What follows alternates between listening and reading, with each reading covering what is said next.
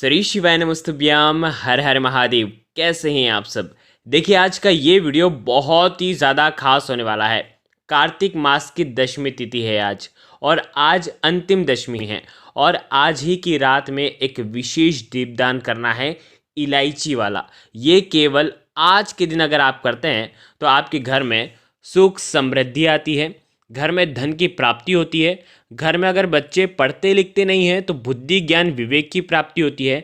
और इसीलिए आज का ये विशेष दीपदान आपको करना है। देखिए, आज की इस पूरी वीडियो में 3 विशेष उपाय के बारे में हम आपको बताएंगे, जो कि केवल और केवल दशमी तिथि पर ही किए जाते हैं। तो आज कार्तिक मास की दशमी तिथि है।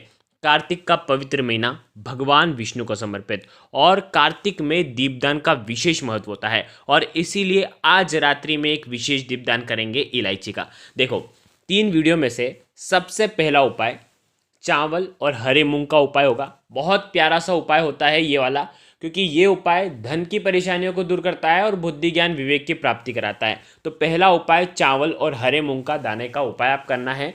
दूसरा जो उपाय होगा वो 3 इलायची और 3 दीपक का विशेष दीपदान। बहुत ही प्यारा सा ये उपाय है, क्योंकि बुधवार का दिन है और बुधवार की दशमी तिथि सबसे ज़्यादा विशेष होती है।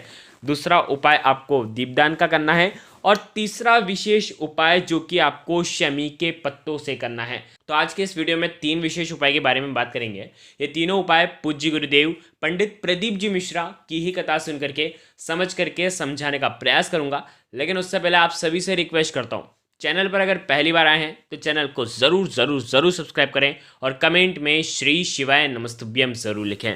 देखिए, सबसे पहले उपाय के बारे में हम बात करते हैं। ये उपाय आपको करना है मात्र 1 चावल के दाने से। चावल अक्षय अक्षय पुण्य की प्राप्ति कराता है। चावल जो कि खंडित नहीं होना चाहिए, चावल जो कि अखंड रहना चाहिए, क्योंकि अखंड चावल ही महादेव को अर्पित होता है, और अखंड चावल जो है महालक्ष्मी को प्रसन्न करता है।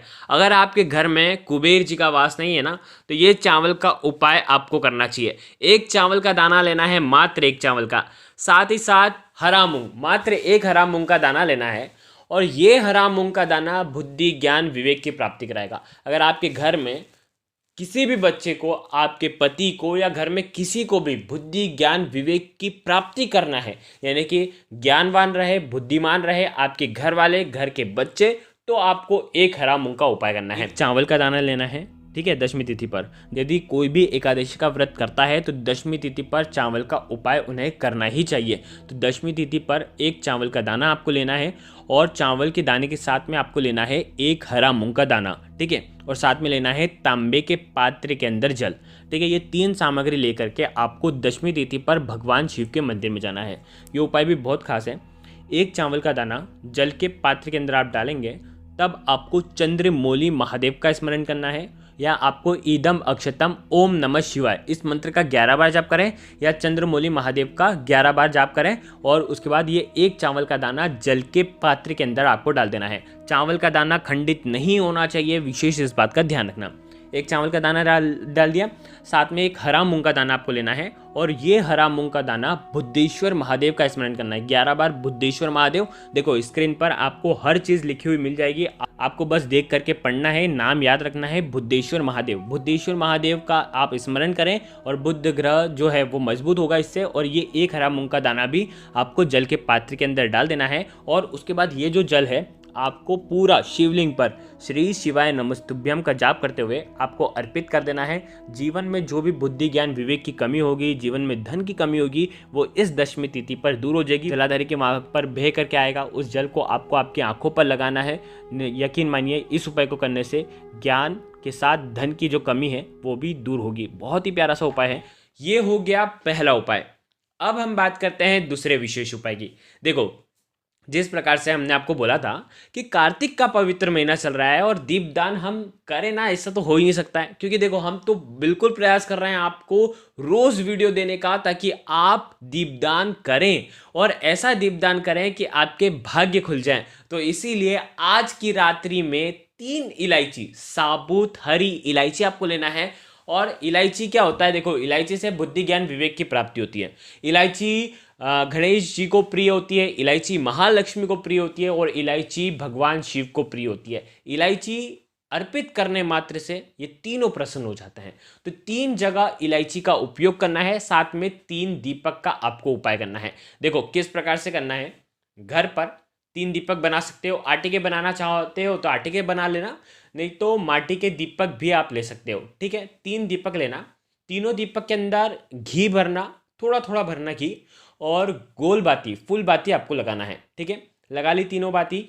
अब आपको क्या करना है, तीनों इलायची और तीनों दीपक एक थाली में रखना, और सबसे पहला दीपक आपको आपके घर में जहाँ कहीं भी तुलसी जी हैं, तुलसी माता हैं, देखो कार्तिक का पवित्र महीना, और तुलसी जी में गोलबाती का दीपक भगवान विष्णु के निमित्त लगाना है, और वो भी दशमी तिथि पर।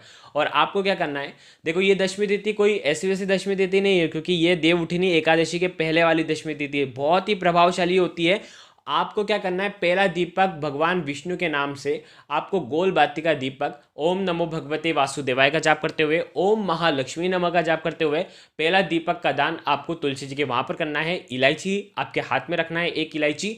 आपकी धन संबंधित परेशानियां दूर हो, जो भी आपकी परेशानी है धन से जुड़ी हुई वो सोचना, और ये हरी इलायची आपको दीपक के अंदर डाल देना है। आ गई आपको बात समझ में। पहली बात, दीपक के अंदर हरी इलायची डालना। दूसरी चीज, आपको ये 2 दीपक और बचे हैं और 2 इलायची बची हैं, ये ले जाना है, ये ले जाना है भगवान शिव के मंदिर में। एक दीपक भगवान शिव के मंदिर में वहां पर आपको लगा देना है। दीपक लगाना पहले, और इलायची हाथ में रखना, भगवान शिव से प्रार्थना करना, जीवन की परेशानियों को दूर करने की आपको प्रार्थना करना है।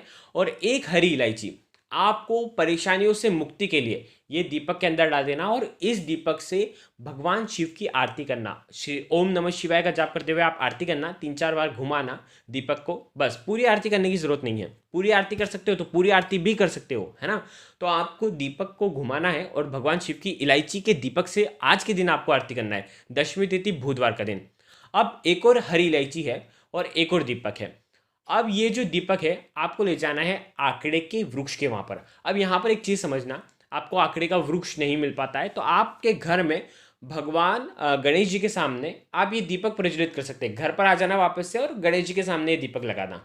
आप यहाँ पर क्या करना, अगर आप घर पर लगा रहे हो तो घर पर दीपक प्रज्वलित करना और इलायची हाथ में रखना, और बुद्धि ज्ञान विवेक की प्राप्ति हो, ओम गण गणपते नमः या श्री गणेशाय नमः इस मंत्र का जाप करना, और दीपक के अंदर इलायची डाल देना, और दीपक से आपको आरती करना है गणेश जी की। ये दीपक आप आकड़े की जड़ में भी लगा सकते हो, आकड़े की जड़ में लगाते हो तो सर्वोत्तम होता है, या तो फिर आप घर पर लगाएंगे। अगर घर पर लगा रहे हैं तो अगर आटे का दीपक लिया है तो अगले दिन आपको किसी भी देव वृक्ष के नीचे ये रख करके आ जाना है। आ गई आपको इतनी बात समझ में। तो ये 3 दीपक का दान आज के दिन करना है। अगर आपने इन तीनों दीपक में ध्यान दिया होगा तो आपको यहाँ पर एक चीज़ समझ में आएगी। आपने तुलसी जी के वहाँ पर दीपक लगाया, वो आपकी धन की परेशानियों को दूर करने वाला है। आपने भगवान शिव के वहाँ पर दीपक लगाया, वो आपके जीवन की समस्याओं को दूर करने वाला है। और तीसरा दीपक जो कि आपने गणेश जी के सामने लगाया है, वो बुद्धि ज्ञान विवेक के लिए, व्यापार की वृद्धि के लिए, बुद्ध ग्रह को मजबूत करने के लिए आपने लगाया है। तो आपके जीवन की सारी परेशानियां इसके अंदर दूर हो सकती हैं अगर ये 3 दीपक का दान आज की रात में आपकी विशेष कामनाओं को करते हुए आप अगर दान करेंगे तो ये तीनों दीपक का दान आज की रात्रि में करना ही है। यानी कि आप रात में 12 बजे तक कर सकते हैं, लेकिन करो, क्योंकि इन दीपकों से ही आपके घर में सुख समृद्धि आएगी। ठीक है, तो दूसरा ये जो उपाय है ये हमने आपको दीपदान का विशेष बता दिया। अब हम बात करेंगे तीसरे विशेष उपाय की। देखिए तीसरा जो उपाय है वो शमी के पत्ते वाला उपाय है। देखो सबसे पहले दशमी तिथि पर अगर शमी के वृक्ष की जड़ में आप जल अर्पित करते हैं, जिसके अंदर काले तिल डाल करके जल अर्पित करते हैं शमी के वृक्ष की जड़ में, अगर भविष्य में आपके जीवन में ऐसे योग बन रहे हैं कि आपको कर्ज लेना पड़ेगा तो वो समस्या आपकी दूर हो जाएगी। अगर आप चाहते हैं ना कि अब आपके जीवन में कर्जा नहीं आना चाहिए, बिल्कुल भी कर्जा नहीं आना चाहिए, जो कर्जा है वो चूक जाए, और जो आपके भविष्य में कर्जा आने, आपके भाग्य में भी कोई कर्जा लिखा हो तो वो पहले से ही उसका क्षय हो जाए, तो आपको इस जल का उपयोग करना है। आ गई आपको बात समझ में। बहुत विशेष ये उपाय है, बहुत विशेष ये उपाय है, समझने जैसा है। ये उपाय आज आप सूर्यास्त के पहले पहले कर लेंगे। देखिए अब हम बात करते हैं विशेष दशमी तिथि पर, जो कि शमी और शहद से करना है। देखो किस प्रकार से करना है समझना। देखिए तो उपाय है, आपको क्या करना है, शमी के पत्ते लेकर के आना है। 1, 3, 5, 7, 9, 11 जितने भी आप शमी के पत्ते लाएंगे वो विषम संख्या में लाएंगे। ठीक है, मतलब ऑड नंबर की आप ऑड नंबर में लेकर के आएंगे। आपको शमी के पत्ते लेकर के आना है। 3 भी लेकर के आ सकते हैं, 1 चढ़ाना चाहे तो 1 भी चढ़ा सकते हैं, और उसके साथ में आपको लेना है शहद। ठीक है। आपको जाना है भगवान शिव के मंदिर में, साथ में लेकर के जाना है 1 लोटा जल। सबसे पहले क्या करना, भगवान शिव के शिवलिंग पर श्री शिवाय नमस्तुभ्यम का जाप करते हुए आपको 1 लोटा जल आपको भगवान शिव के शिवलिंग पर अर्पित कर देना है। अब आपके पास है शमी के पत्ते और शहद। अब देखो, शमी के पत्ते शहद के अंदर डुबोना, जैसे ही शहद में आप डुबोगे शमी के पत्ते, तो शमी की जो पत्तियाँ हैं वो आपस में चिपक जाएगी, बिल्कुल चिपक जाएगी, एक दूसरे से चिपक जाएगी और बिल्कुल ऐसे चिपचिप हो जाएगी, ठीक है। और उसी शमी के पत्ते को आपको, शहद मिश्रित शमी के पत्ते को भगवान शिव के शिवलिंग पर आपको रख देना है। देखो, 1 लगा रहे हैं या 3 लगा रहे हैं, जैसे 3 लगा रहे हैं, 7 लगा रहे हैं, तो एक फूल की आकृति बना लेना। 9 बना रहे हैं तो फूल की आकृति बना लेना।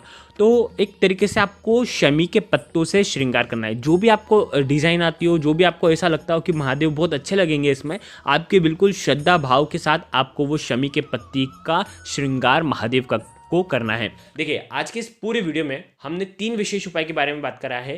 तीनों उपाय में से जो उपाय आपको लगता है आप कर सकते हैं। अगर आपको कुछ भी चीज़ समझ में ना आए तो एक बार कमेंट में पूछ लेना, गलती नहीं करना है। श्री शिवाय नमस्तुभ्यम। हर हर महादेव।